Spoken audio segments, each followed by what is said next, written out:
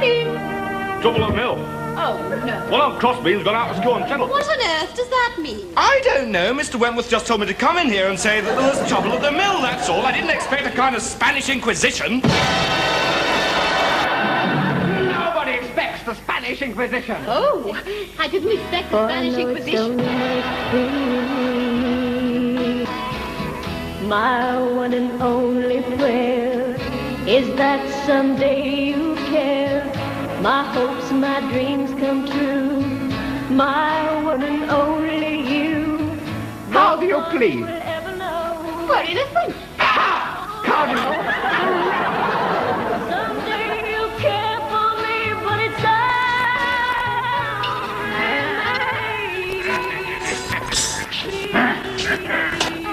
Confess the heinous sin of heresy. Reject the works of the unjust. 2 last chances. And you shall be free. 3 last chances you have. 3 last chances. my life I give. Hold her with the soft cushions. Confess. Put her in the comfy chair. Now, you will stay in the comfy chair until lunchtime. Someday you'll care for me, but it's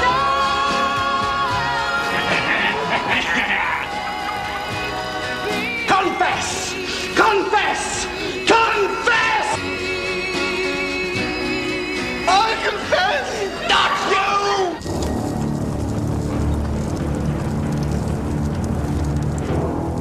The Spanish Inquisition is infamous. Long before Monty Python's caricature, history had reached its verdict. A discovery and plain declaration of the Holy Inquisition of Spain, 1567. A court without allegiance to any earthly authority. A bench of monks without appeal. There is nothing else in the world to go beyond them in their most devilish examples of tyranny. Indeed, they do so far exceed all barbarousness, a man cannot more aptly liken them than to that which they most closely resemble, and from whence they proceed, their sire, Satan himself.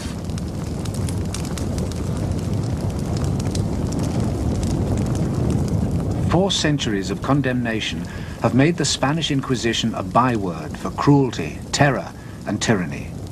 But this image is false, a distortion disseminated 400 years ago and accepted ever since. Now a new generation of historians is looking at the Inquisition afresh. Every one of the cases that came before the Spanish Inquisition during its 350-year history had its own file. These files, gathered together from sources such as this library in Salamanca, are being properly studied for the first time. I think our views of the Inquisition have been changed largely by the opening up of the archives of the Inquisition. They had everything on tape, as it were, hidden away in their archives. And we can go there, calculate, put it all on computer, and arrive at very firm statistics about its activity. And so all of this has opened wide the debate about the Inquisition, and has also demolished totally the previous image, which all of us had. The files are detailed and exhaustive. The Inquisition kept its activities secret from the outside world, but its clerks wrote down every detail in the confidence that their records were for the eyes of the Inquisition only.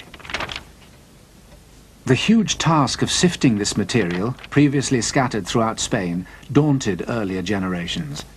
Systematic analysis is only just beginning, but already a very different version of the Spanish Inquisition can be brought to light.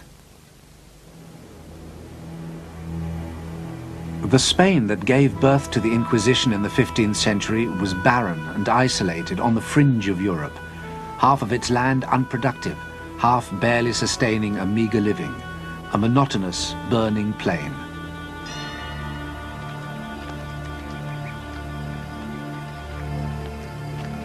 No easy routes, no natural center, no one leader.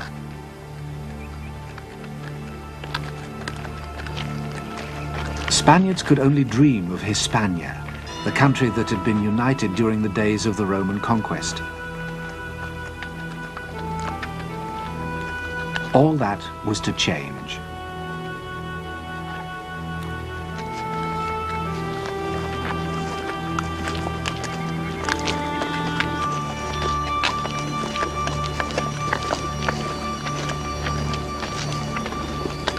On the morning of October the 18th, 1469, Ferdinand, heir to the throne of Aragon, and Isabella, heiress of Castile, were married.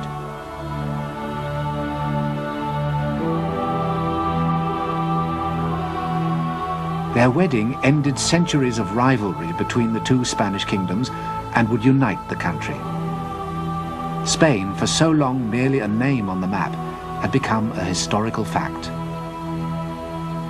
The itinerant royal court often convened in the city of Avila, here at the monastery of Santo Tomas, its facade triumphantly incorporating an H for the reunified Hispania. But for Ferdinand and Isabella, there could be no political unity without religious unity. They were called the Catholic kings and vowed to rule a Catholic Spain. Pressure was exerted on Spain's large Jewish population to convert. Many did. But traditional Christians were suspicious that these conversos were practicing their former religion in secret.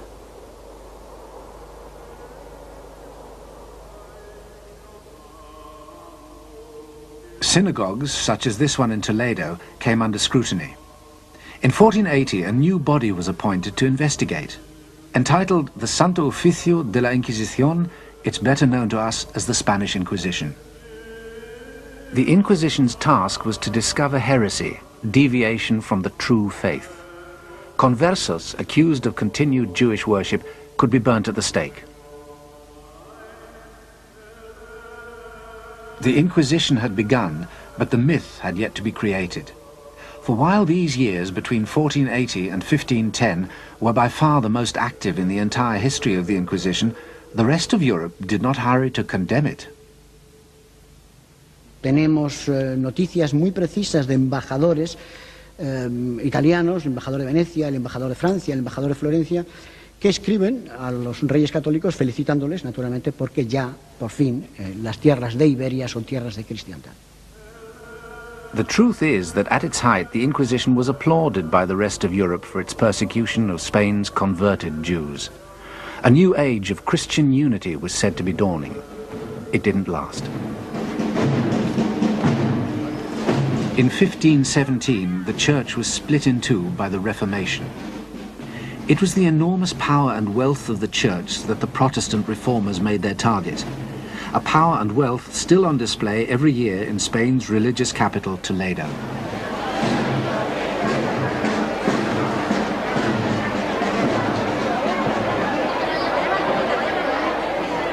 Until then, priests had been the unquestioned mediators between God and the sinful world, essential to salvation.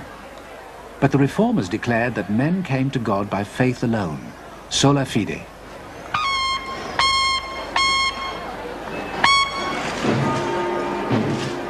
In turmoil, the Church went on the offensive.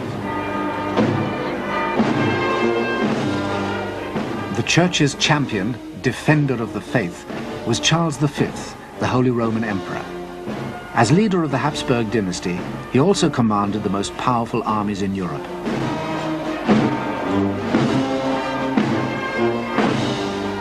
But Charles was more than just a Habsburg. As Ferdinand's grandson, he ascended to the throne of Spain, putting that country at the forefront of the defense of the faith. At the Battle of Mühlberg in 1547, his enemies were virtually annihilated.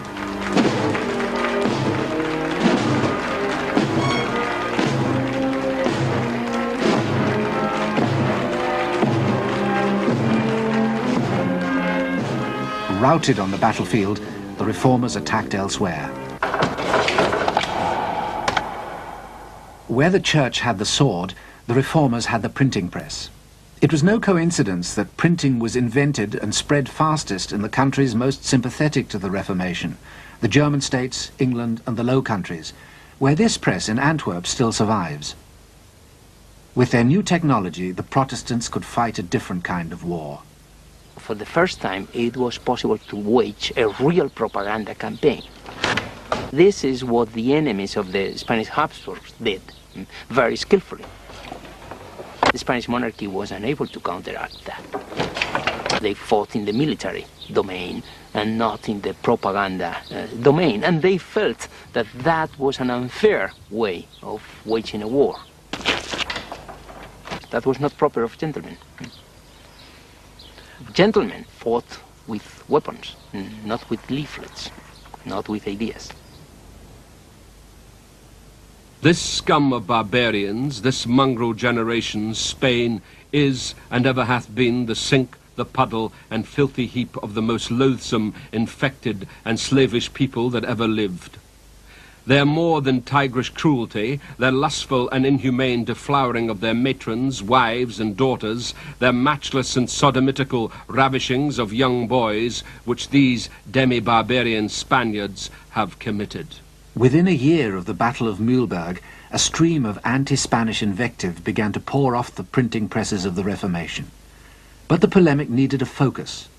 It found one in the body expressly designed to uphold the Catholic faith, the Inquisition. A myth was in the making.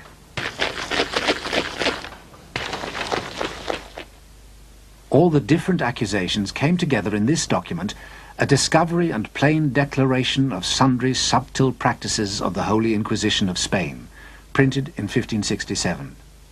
Within the year, it was translated into English, French, Dutch, and German. Its author, masquerading as a Protestant victim of the Inquisition, wrote under the pseudonym Montanus.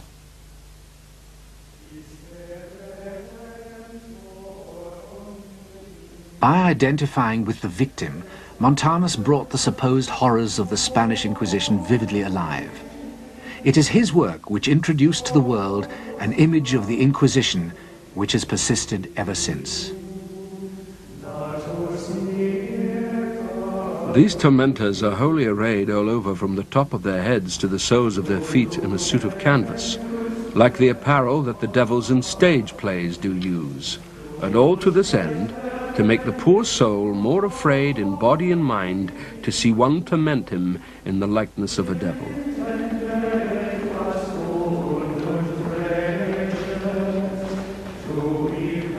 Montanus contributed decisively to what became known as the Black Legend.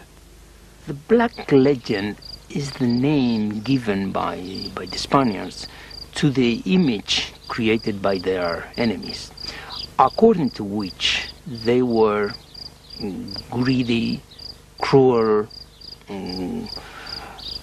tyrannical, and especially intolerant in religious terms.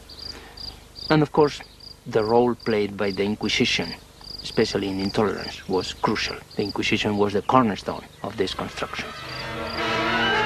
In the early years of the 16th century, to combat the rising tide of religious unorthodoxy, the Pope gave Cardinal Jimenez of Spain leave to move without let or hindrance throughout the land in a reign of violence, terror, and torture that makes a smashing film. This was the Spanish Inquisition.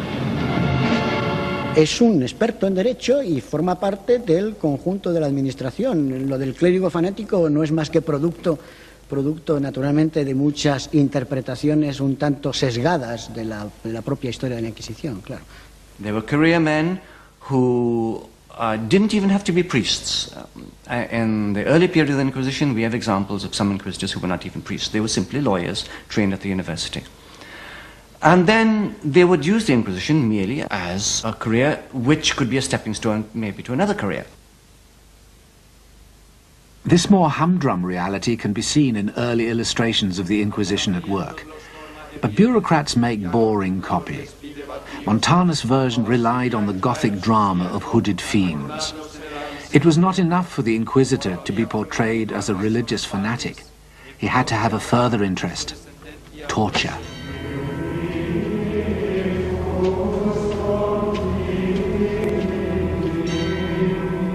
The abuse of this Inquisition is most execrable. If any word shall pass out of the mouth of any, they command him to be taken and put into a horrible prison.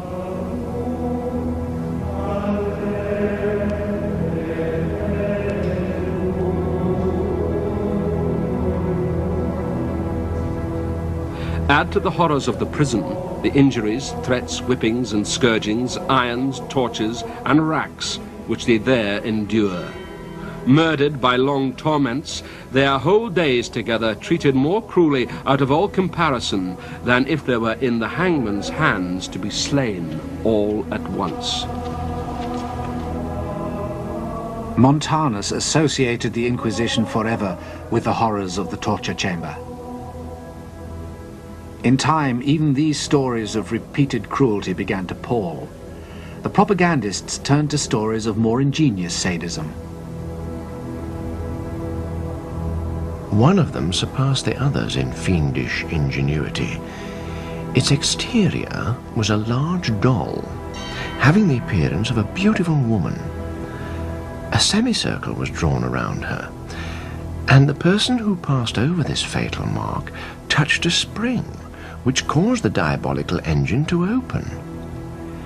It immediately clasped him, and 1,000 knives cut him in as many pieces. In fact, the Inquisition uses torture very infrequently. In Valencia, for example, I found that out of over 7,000 cases, only 2% experienced any torture at all, and usually for no more than 15 minutes, and less than 1% suffered repeated torture, in other words, more than once. I found no one suffering torture more than twice. We find, comparing the Inquisition, merely within Spain with other tribunals, that the Inquisition used torture less than other tribunals. And if we compare the Inquisition with tribunals in other countries, we find that the Inquisition has a virtually clean record in respect of torture. During the same period in the rest of Europe, vicious punishments could be prescribed for an enormous number of different offences. In England, you could be executed for damaging shrubs in public gardens. If you returned to Germany from banishment, you could have your eyes gouged out.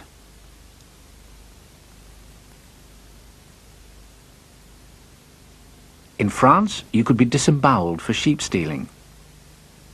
The Inquisition used none of these methods.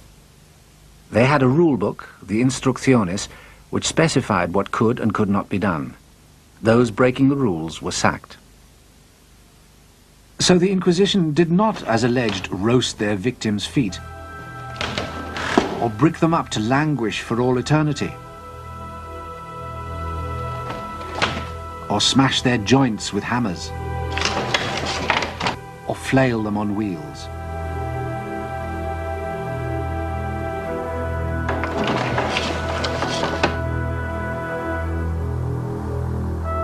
They never used the Iron Maiden. This Iron Maiden, one of only a few examples to survive, was built in Germany. The Inquisitors didn't ravish their female victims, although a rich and undeniably popular tradition suggests that they did.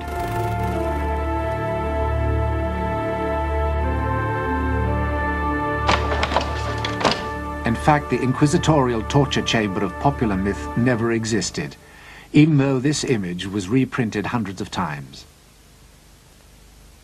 And it was not only the use of torture that was falsified.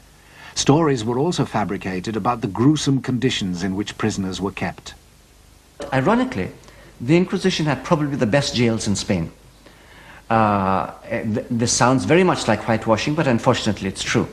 Let me take a quotation from the Inquisitors in Barcelona in the middle of the 16th century, when they were asked to report on the state of their prisons, and they said, "Our prisons are full."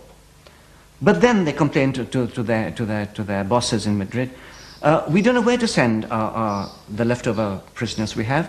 We cannot send them to the city jails, because the city jails are overcrowded, and there they are dying at the rate of 20 a week." I have found instances of prisoners in secular criminal courts blaspheming in order to get into the Inquisition prison, to escape the maltreatment they received in the secular prison.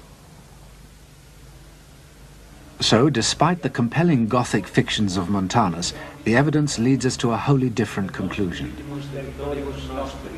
The Inquisitors were certainly interrogators, but they were restrained interrogators, skeptical about the effectiveness of hardship and torture in bringing heresy to light.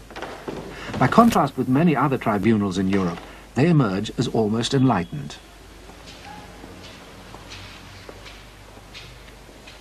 El caso más singular, por ejemplo, es el caso de la brujería. El Tribunal del Santo Oficio fue extraordinariamente benigno con el tema de la brujería, mientras que otras justicias europeas, justicias ordinarias y justicias eclesiásticas no tuvieron ni mucho menos la misma consideración con este tipo de delito. Proclama mi alma la grandeza del Señor. Whatever crime they were investigating, the inquisitors went by the book.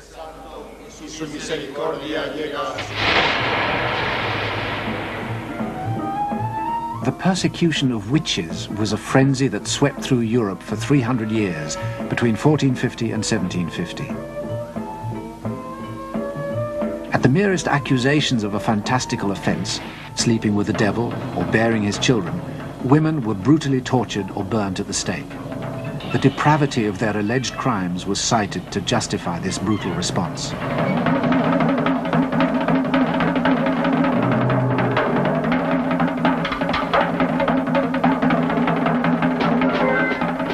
One tribunal took a different approach. Remember that the inquisitors were university lawyers, and lawyers look for evidence. So when the inquisitors looked for evidence of witchcraft, they said, okay, so this woman has killed a baby. Where is this baby? How many babies have died? And so on and so forth. And as they went through looking for the evidence, they found no evidence because, of course, witchcraft was, we may presume, an imaginary offense.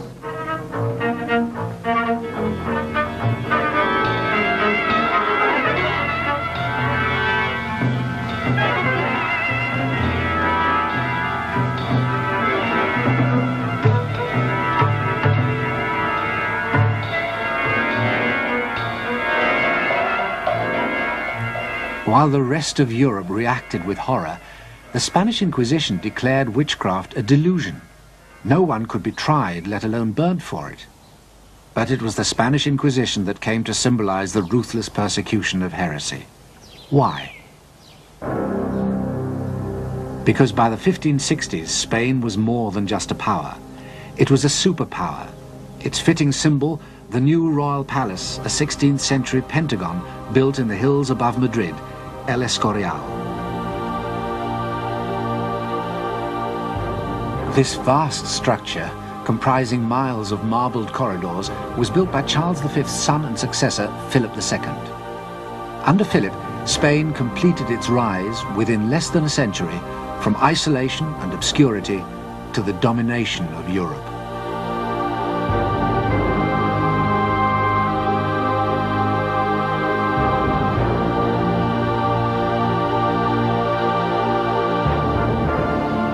Philip was at the pinnacle of earthly power, but like his father Charles, he had a higher loyalty. Before suffering the slightest damage to religion and the service of God, I would lose all my estates and 100 lives if I had them, because I do not wish nor do I desire to be the ruler of heretics.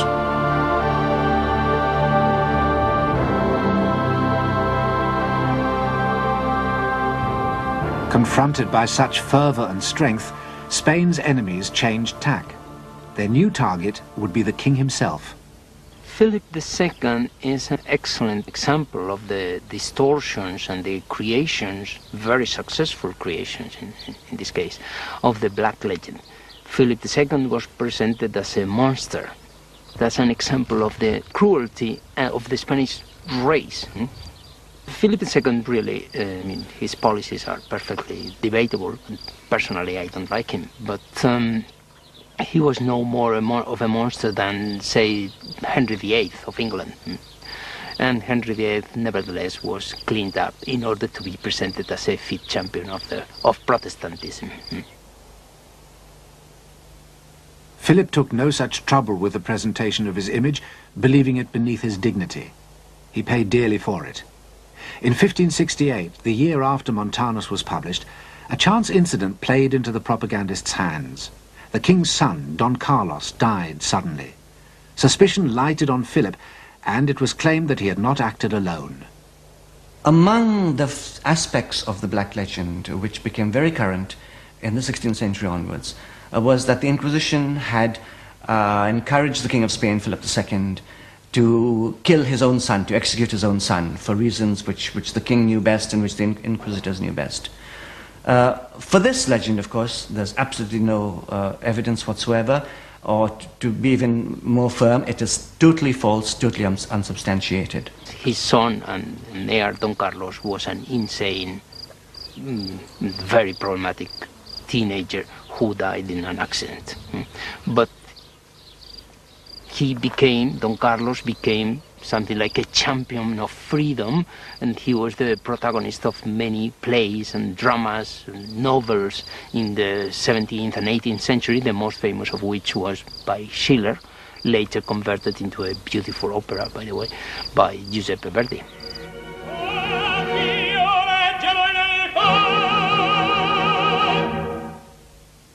In Verdi's opera, Don Carlos declares before God his allegiance to Flanders, a Habsburg province ruled by his father the king, but with strong Protestant sympathies and by now seeking its independence.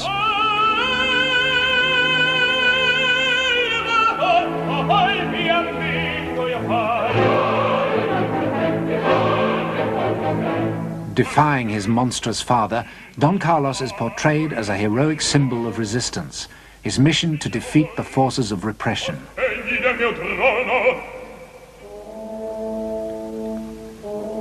The next act opens with the king in an agony of doubt. Alone in his chambers at night, he ponders how to punish his errant son. His Christian conscience prevents him taking the most drastic step of all, until a visitor persuades him otherwise.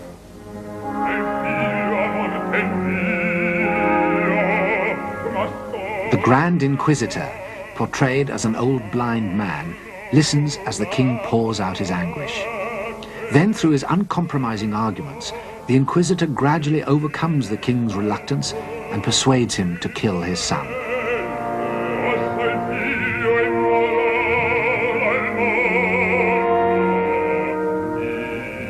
The Grand Inquisitor decides the issue by observing that there is a precedent.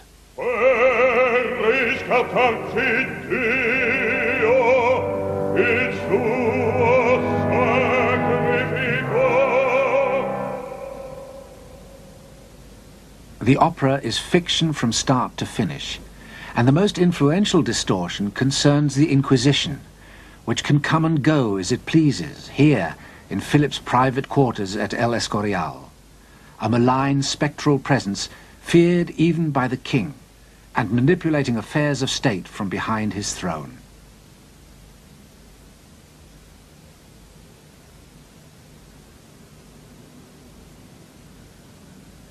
The death of Don Carlos was a godsend for the mythmakers. In reality, the Inquisition was no more the power behind the throne than the inadequate prince was a heroic martyr.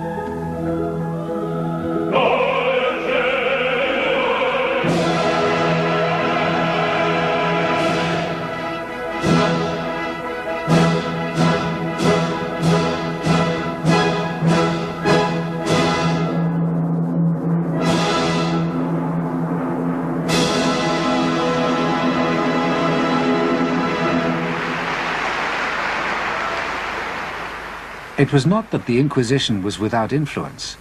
The showpiece displays of its status were grandiose occasions held in the main squares of the cities, such as this one in Madrid. These ceremonies, where heretics were sentenced, were known as acts of faith.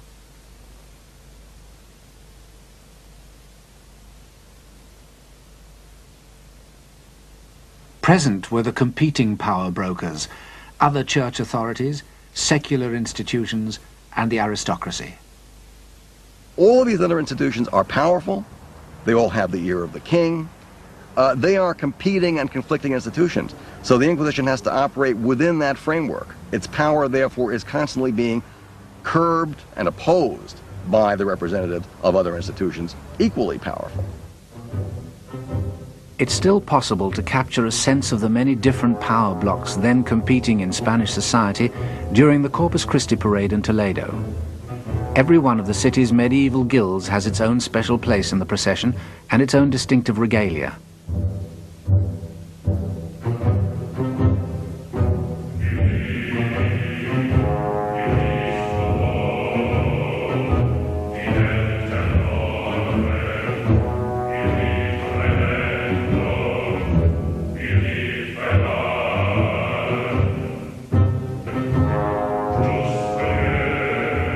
Such limitations, however, were as nothing compared to the difficulties encountered by the Inquisition outside the city walls.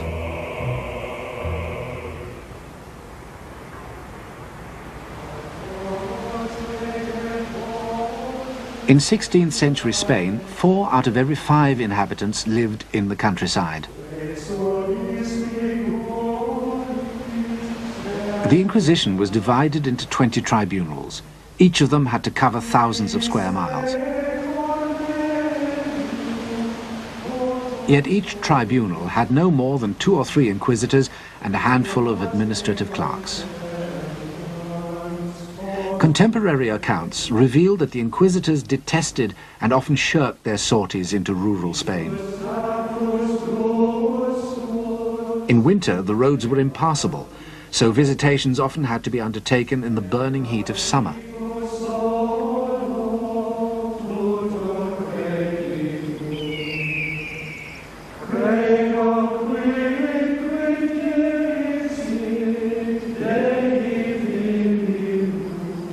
A letter from a village priest in 1562 is typical. This village, he wrote, does not know the Holy Inquisition. Era muy difícil controlar las áreas rurales, absolutamente imposible. Y de hecho, cuando lo intentó, se encontró con enormes dificultades. De hecho, podemos decir que durante el siglo XVI y XVII muchos campesinos castellanos no vieron nunca un inquisidor ni tampoco vieron nunca un auto de fe.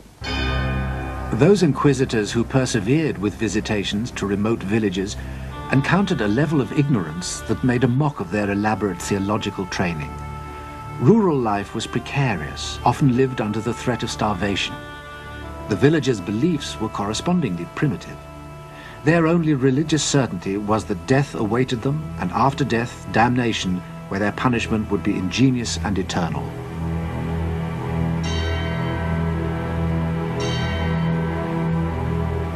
But the gulf between the Inquisition and rural Spain was even deeper than appeared at first sight. Let us be very careful tomorrow when the Inquisitor comes here. For the love of God, don't go telling tales about each other or meddle in things touching the Holy Office. A parish priest's warning betrays the Inquisition's real problem. Their investigations simply met with a wall of silence. They were alleged to have developed a network of spies to breach it, the familiares. This is another element that has been greatly misunderstood. The familiares were certainly not a network of spies. They were rather lay individuals who had volunteered to assist the Holy Office in many areas, particularly simply by accompanying prisoners from outlying areas.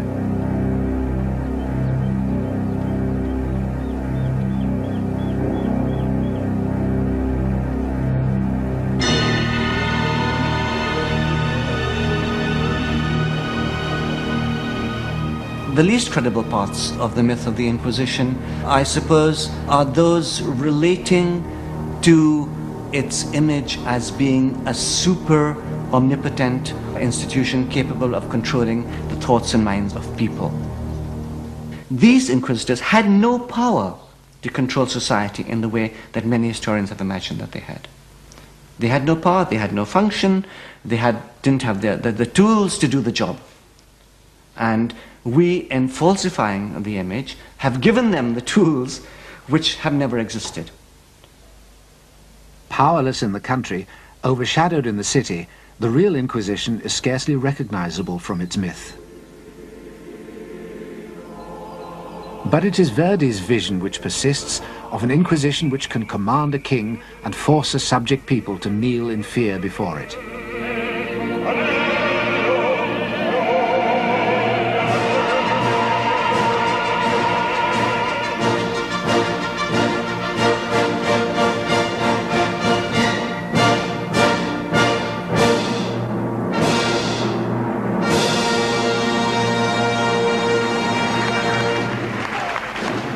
In 1570, 2 years after the death of Don Carlos, the propagandists achieved an even greater coup. The The Spanish armies occupying much of Europe were alleged to be paving the way for the introduction of the Spanish Inquisition.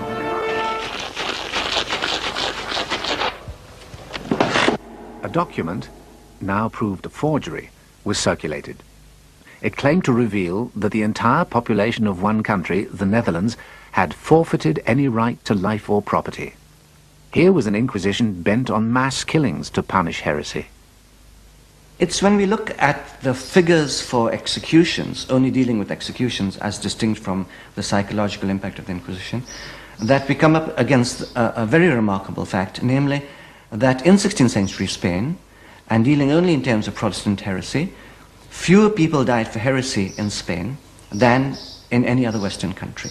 The Inquisition, for example, in the whole of the 16th century, maybe executed something like about 40 or 50 people at the outside in the whole of Spain, in the whole of the 16th century, and that includes, of course, the whole of America as well. Whereas within a small group of years, which are the reigns of Queen Mary and Queen Elizabeth, we get at least the execution of 400 English people at the hands of, if we may call it, the English Inquisition, namely the English authorities who are in charge of executing people of the opposing religion.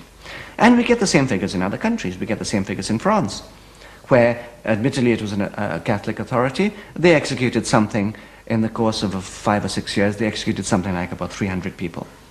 And so whichever country we look at, we find that the number of people who died for heresy in Spain, or for religious persecution of any sort, here I'm including also the conversos, is minimal compared to other countries. So that really, if every country is living in a glass house, none of them could throw stones, because Spain had the cleanest reputation in terms of killing off heretics than any other Western European nation. This conclusion is based on the statistical research currently being conducted in the Inquisition's archives. Indeed, it's now possible, on the basis of research done by academics such as Professor Jaime Contreras, to arrive at a scientific estimate of the total number of victims of the Spanish Inquisition. Y podemos decir que la actividad procesal del tribunal fue menor, mucho menor que la que anteriormente se había dicho. El número de víctimas del Tribunal del Santo Oficio durante los 350 años de su actividad no varió entre los 3.000 y las 5.000 personas. Burning at the stake, an image associated forever with the Spanish Inquisition. But the stake was used to kill heretics in England, France, Germany, and Scandinavia as well.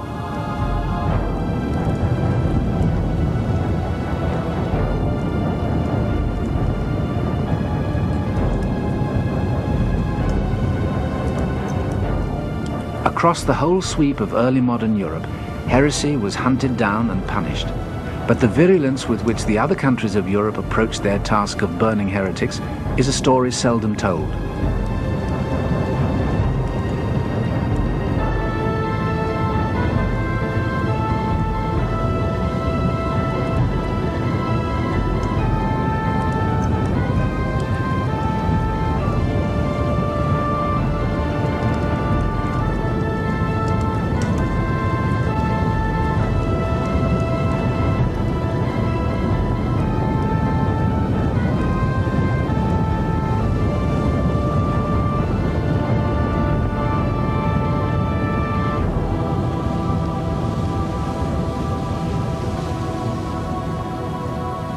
Myth can only be destroyed by fact, and the fact is that between 3,000 and 5,000 people perished at the hands of the Inquisition.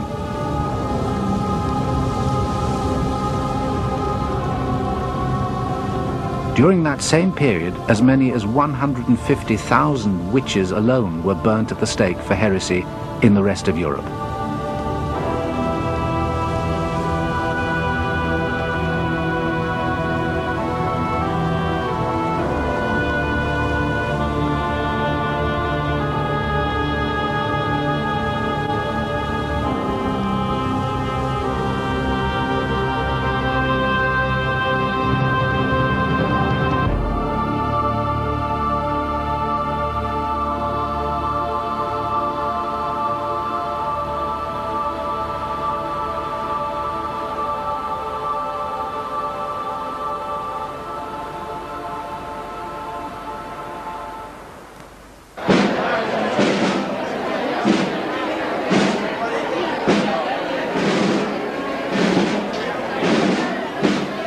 The spectacular rise of the Spanish Empire was to be followed by an uneven but inexorable fall.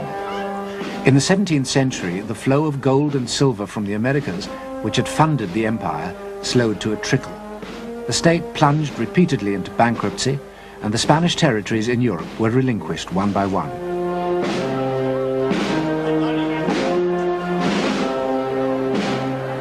Their armies no longer marched unmatched across Europe.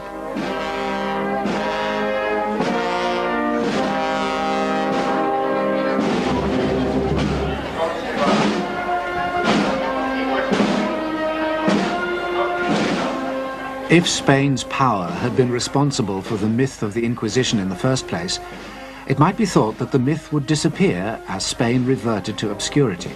But it didn't. Instead, the Inquisition, a versatile scapegoat, was promptly blamed for Spain's decline as a land as well.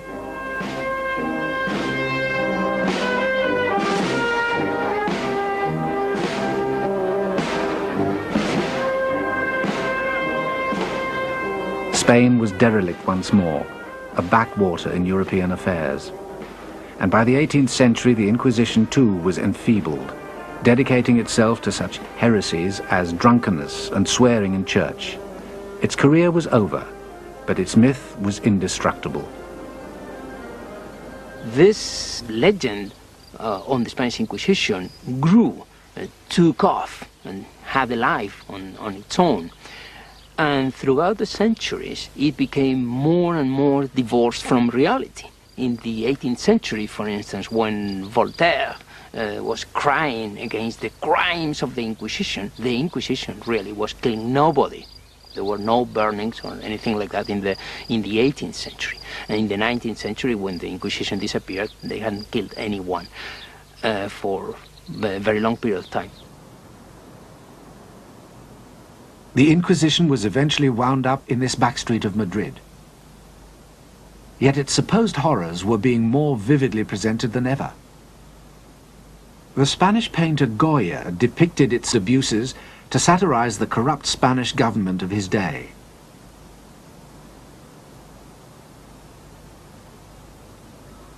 The now defunct Inquisition could be turned by Dostoevsky to criticize the despotic governments of the Tsars in distant Russia.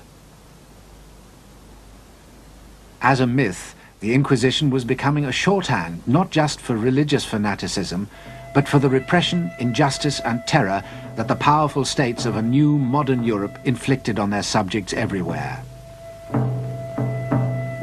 And for that incarnation of the myth of the Inquisition, the 20th century had a special use. Are you now, have you ever been a member of the Communist Party? Are you a member of the Communist Party? Or have you ever been a member of the Communist Party?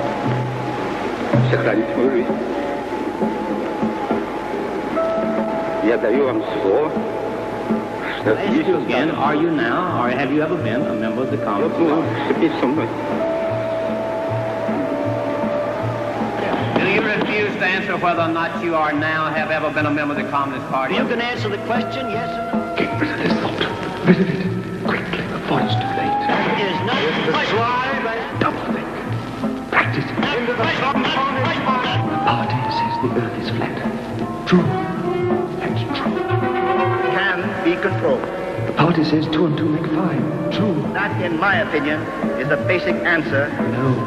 An aroused public opinion. Not no. Forget it. To act on a local level. And forget it, you forgot. Through local law enforcement authorities to wipe out the menace. Comrades, attention! Our beloved leader, please. Have you ever been a question? Are you now, have you ever been a member of the Communist Party? No. Ask him the next question. Ask him the next question. No. Ever been a member of the Communist Party? That's not the question. Am I by any chance addressing a senior dignitary of the Spanish Inquisition? Te gusta la mucha de la Inquisición. Good. Because if I am, I wish to make it quite clear that I am prepared to tell you absolutely anything.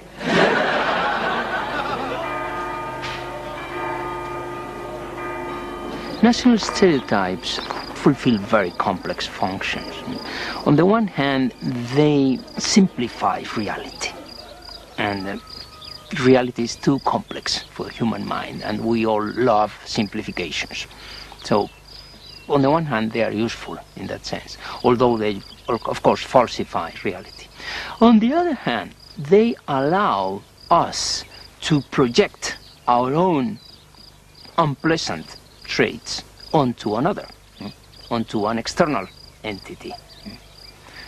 Same as in the 16th century, British could believe that all intolerance was Spanish, that is foreign. Well, we can believe in the 20th century that all fascist or Nazi tendencies are German, when we should know that we all have Nazi tendencies, and we should fight our own unpleasant traits instead of projecting them onto another. But it's much more gratifying to expel them.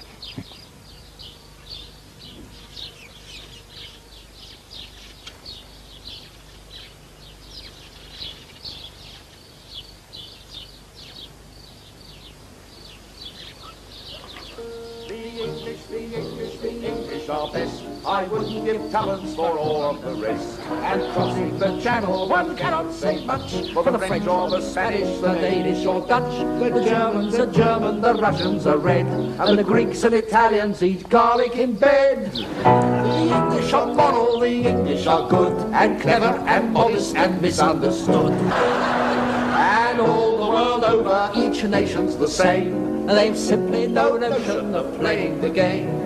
They argue with umpires, they cheer when they've won, and they practice beforehand, which ruins the fun. The English are best, so up with the English and down with the rest.